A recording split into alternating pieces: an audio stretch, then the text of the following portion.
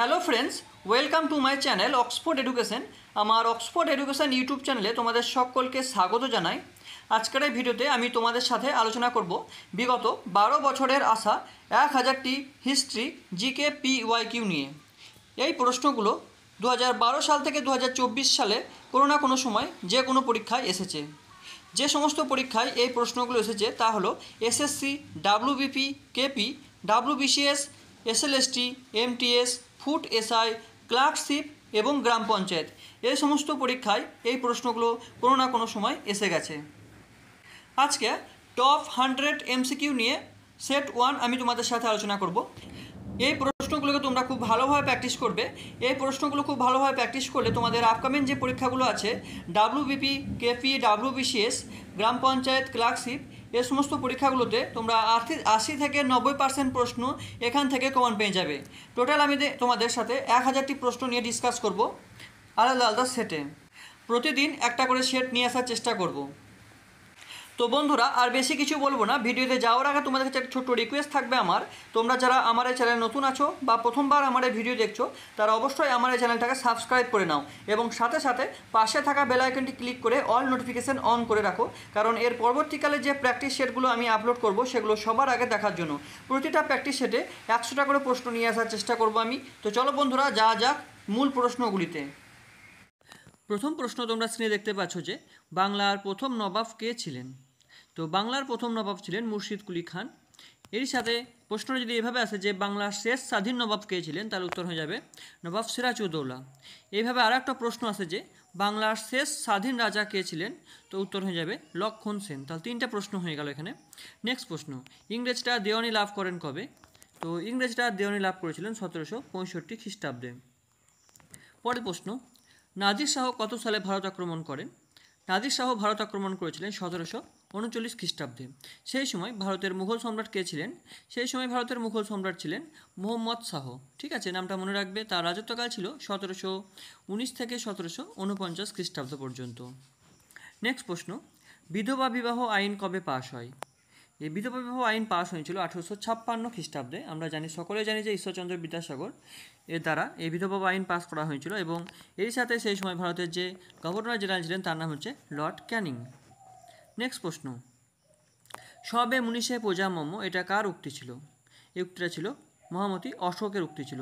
যে মৌর্য সাম্রাজ্যের শ্রেষ্ঠ সম্রাট ছিলেন অশোক, তারই উক্তি ছিল সবে মুনিষে প্রজা মম, অর্থাৎ সকল মানুষ আমার সন্তান। পরের প্রশ্ন, পাল যুগের দুজন ভাস্কর্যের নাম লেখো। তো পাল যুগের দুজন ভাস্কর্য নাম হচ্ছে ধীমান ও বিতপাল। নেক্সট প্রশ্ন, দান সাগর ও অদ্ভুত সাগর এর রচয়িতা কে ছিলেন? তো দান সাগর ও অদ্ভুত সাগরের রচয়িতা ছিলেন বরলাল সেন।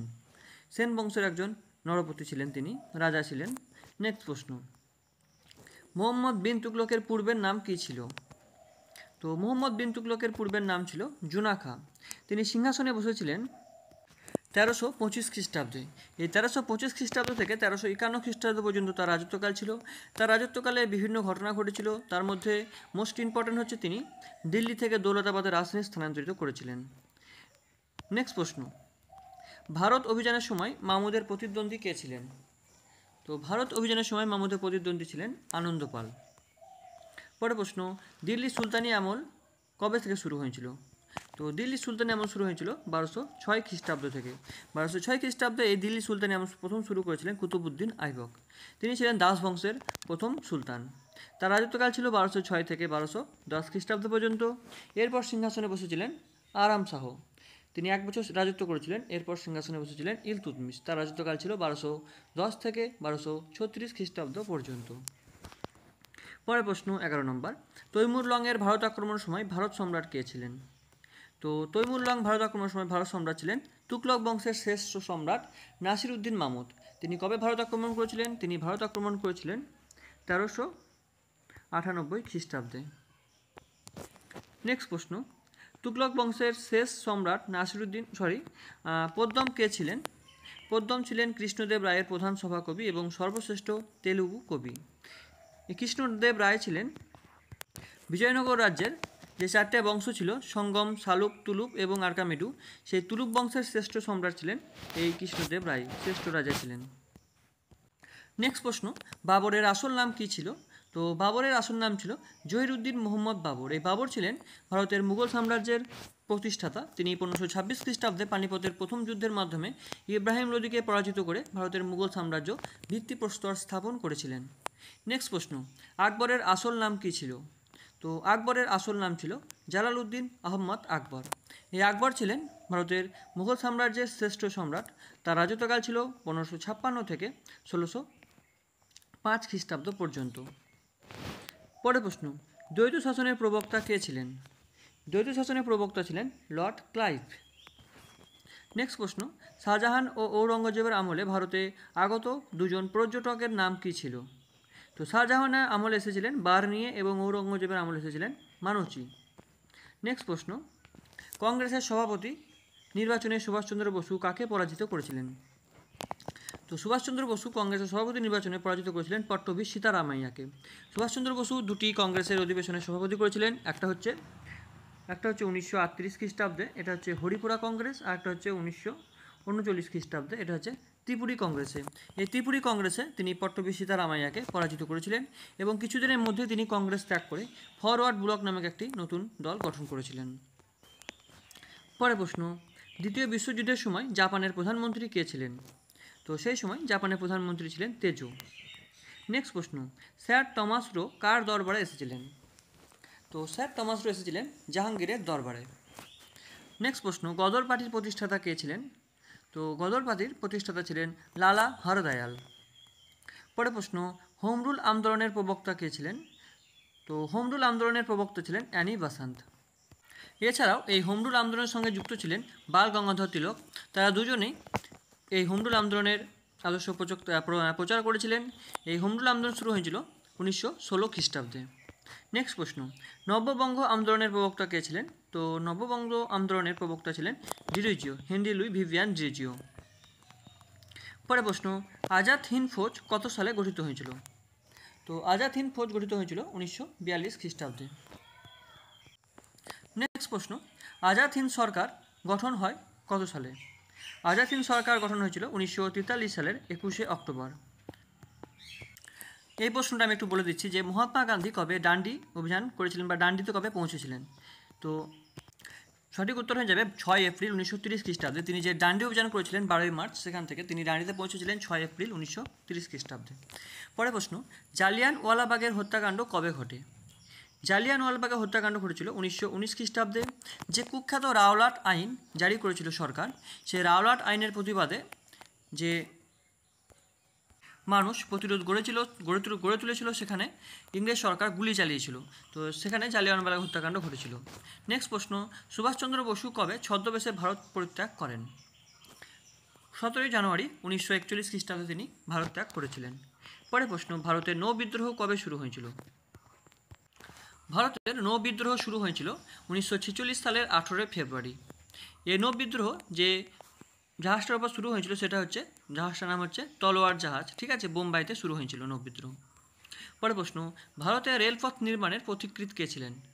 ভারতের রেলপথ নির্মাণের পথিকৃৎ ছিলেন লর্ড ডালহৌসি। এছাড়াও তার আমলে যে টেলিগ্রাফ ব্যবস্থা সেটাও শুরু হয়েছিল। নেক্সট প্রশ্ন, কলকাতা বিশ্ববিদ্যালয় কবে স্থাপিত হয়? কলকাতা বিশ্ববিদ্যালয় স্থাপিত হয়েছিল 1857 সালের 28শে জানুয়ারি। পরের প্রশ্ন, ভারতীয় শিক্ষা সার্ভিস কবে গঠিত হয়? ভারতীয় শিক্ষা সার্ভিস গঠিত হয়েছিল 1896 খ্রিস্টাব্দে। পরের প্রশ্ন, ব্রাহ্ম সমাজ কবে দুভাগে ভাগ হয়ে যায়? ব্রাহ্ম সমাজ দুভাগে ভাগ হয়ে গিয়েছিল 1865 থেকে 66 খ্রিস্টাব্দের মধ্যে। নেক্সট প্রশ্ন, ভারতীয় মুসলিম সম্প্রদায়ের জাগরণের দূত কাকে বলা হয়? ভারতীয় মুসলিম সম্প্রদায়ের জাগরণের দূত বলা হয়ে থাকে সৈয়দ আহমদ খানকে। পরের প্রশ্ন, আলিগড় অ্যাংলো ওরিয়েন্টাল কলেজ কবে প্রতিষ্ঠা করেন? এই আলিগড় অ্যাংলো ওরিয়েন্টাল কলেজ প্রতিষ্ঠা হয়েছিল 1875 সালে।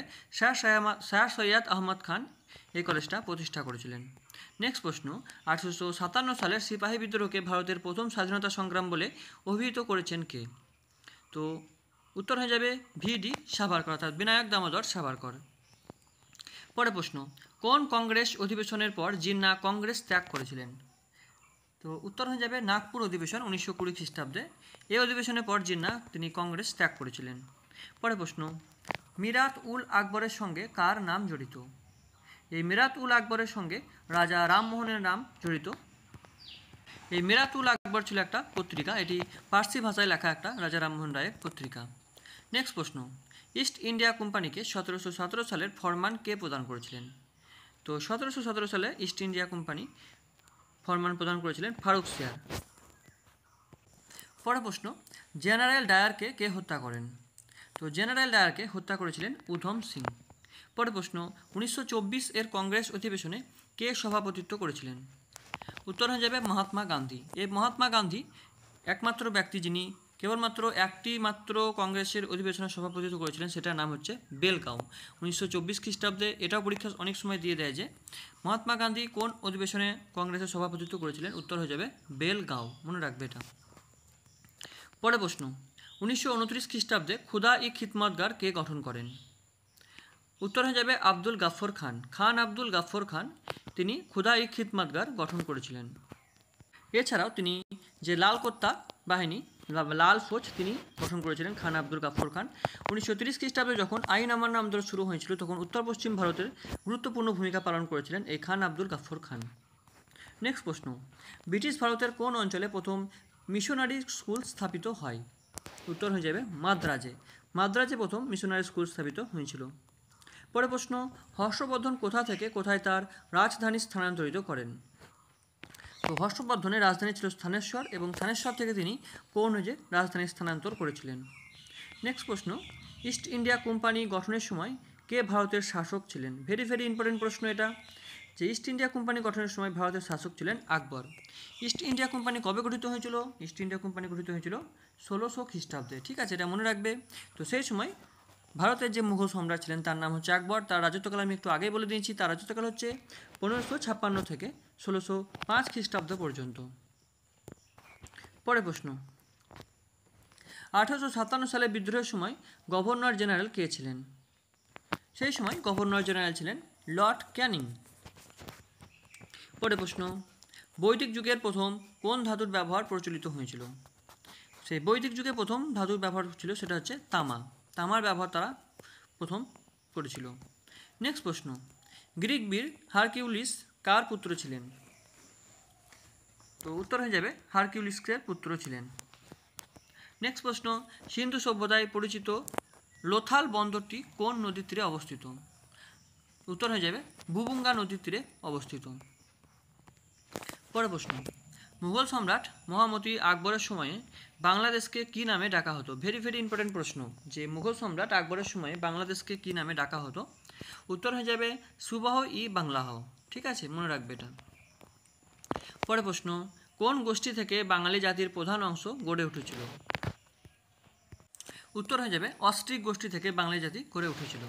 নেক্সট প্রশ্ন, কোন রাজা প্রাচীন বাংলার জনপদকে গৌড় নামে একত্রিত করেছিলেন?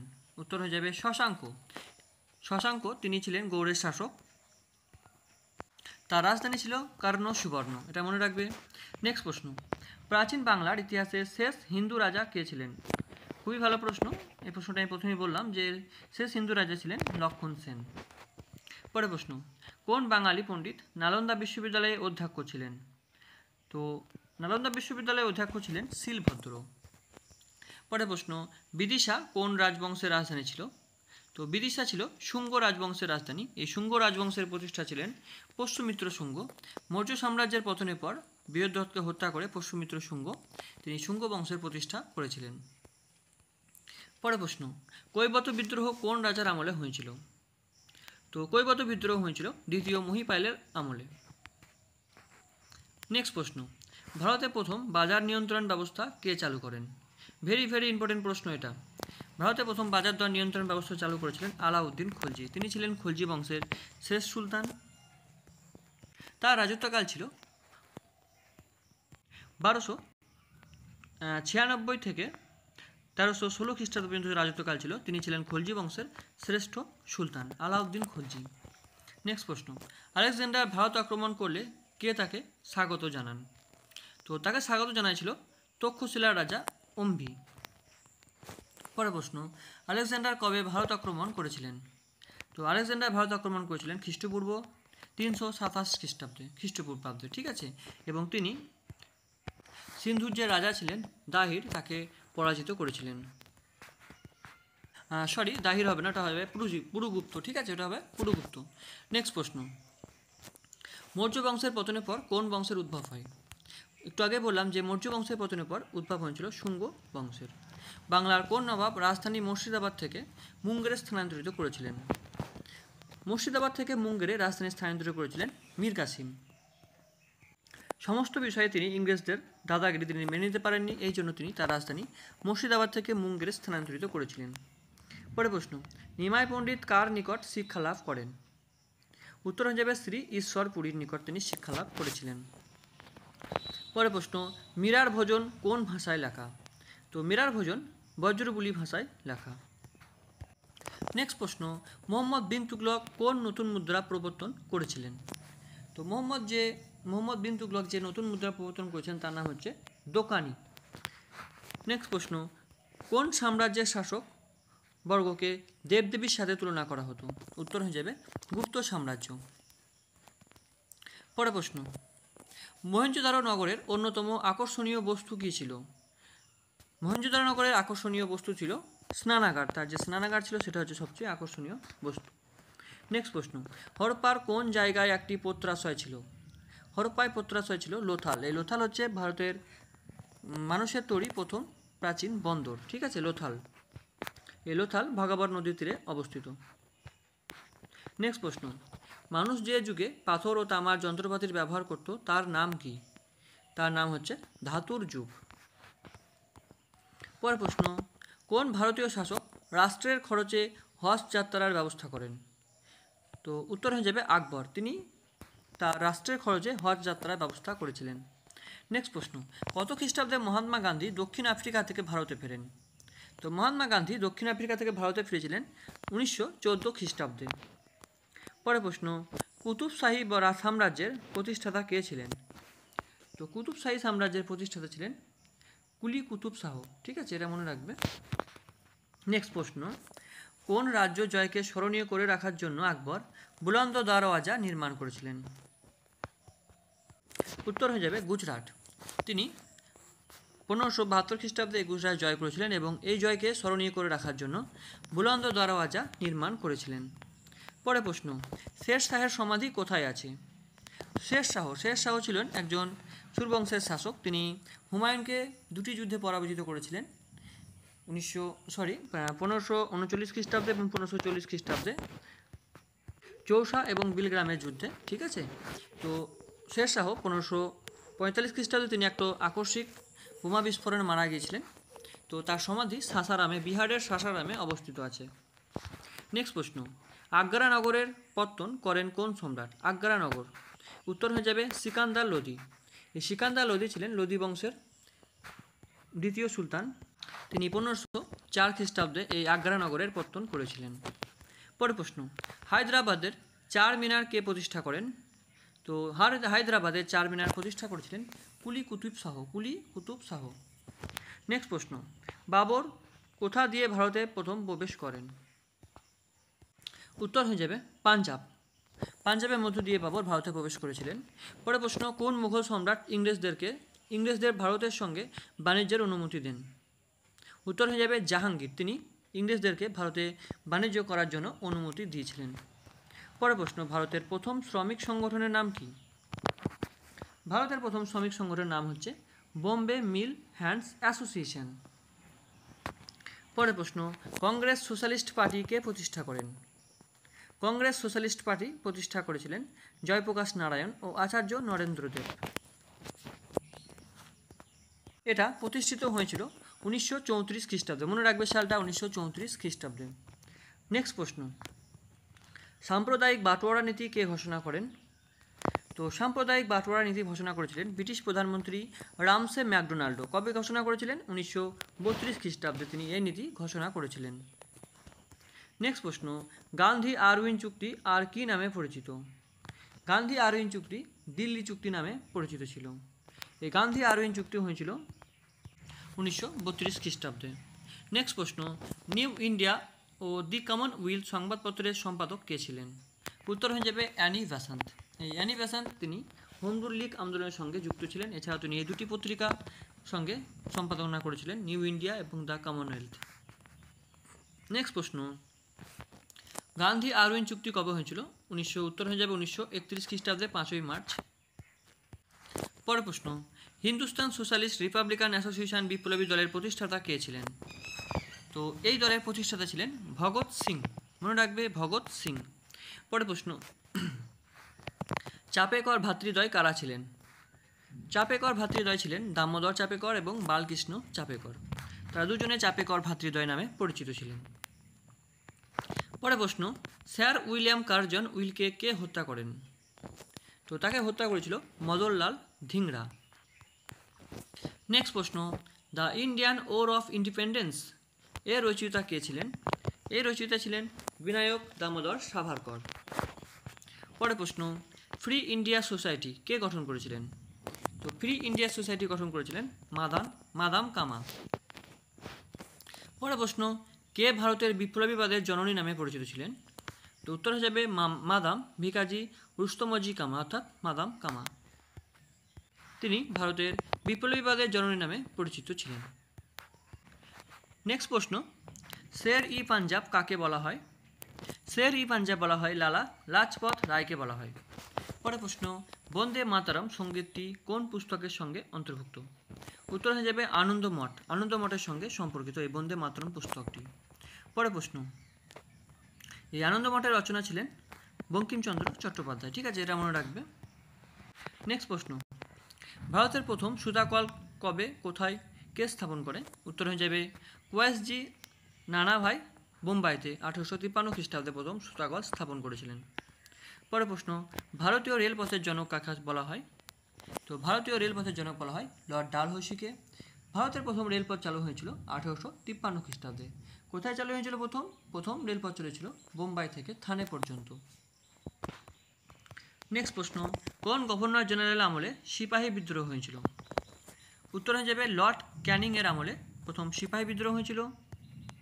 সিপাহী বিদ্রোহ কবে হয়েছিল? সিপাহী বিদ্রোহ হয়েছিল 1857 খ্রিস্টাব্দে।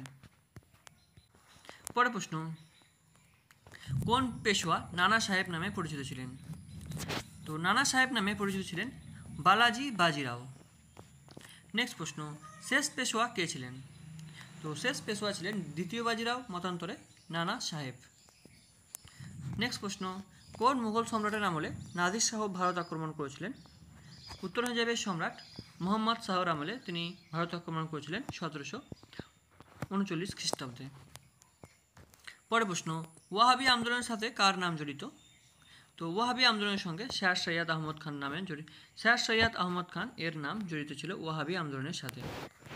পরের প্রশ্ন, বিদ্যাসাগরকে কে বাংলা ভাষার প্রথম যথার্থ শিল্পী আখ্যা দেন?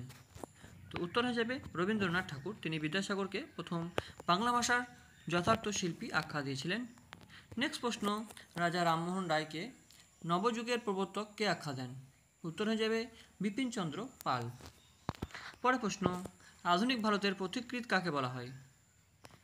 আধুনিক ভারতের পথিকৃৎ বলা হয়ে থাকে রাজা রামমোহন রায়কে। নেক্সট প্রশ্ন, সপ্তদশ বিধি কবে পাস হয়? তো সপ্তদশ বিধি পাস হয়েছিল 1829 সালে। তো বন্ধুরা, এই ছিল তোমাদের 100টি প্রশ্ন। এই প্রশ্নগুলোকে তোমরা খুব ভালোভাবে প্র্যাকটিস করে নাও। এই প্রশ্নগুলো প্রিভিয়াস ইয়ারে আসা সমস্ত ধরনের প্রশ্ন।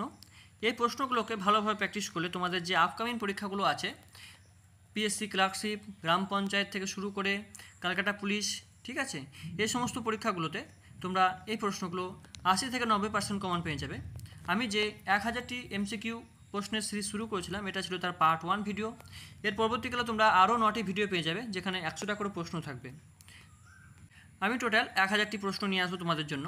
তো বন্ধুরা, তোমরা শুধু আমার চ্যানেলের সঙ্গে যুক্ত হয়ে থাকো এবং আজকের এই ভিডিওটা যদি ভালো লেগে থাকে অবশ্যই একটা লাইক করে দিও এবং কমেন্টে তোমাদের মতামতটা জানিও। আর চ্যানেলটাকে সাবস্ক্রাইব করে নাও। সাবস্ক্রাইব করতে একেবারেই ভুলো না, কারণ এর পরবর্তীকালে যে প্র্যাকটিস সেটগুলো আমি আপলোড করবো সেগুলো সবার আগে দেখার জন্য। তো চলো বন্ধুরা, আজ এই পর্যন্ত। দেখা হবে আবার পরের ভিডিওতে। তোমরা সবাই ভালো থেকো, সুস্থ থেকো, সাবধানে থেকো। জয় হিন্দ, বন্দে মাতরম।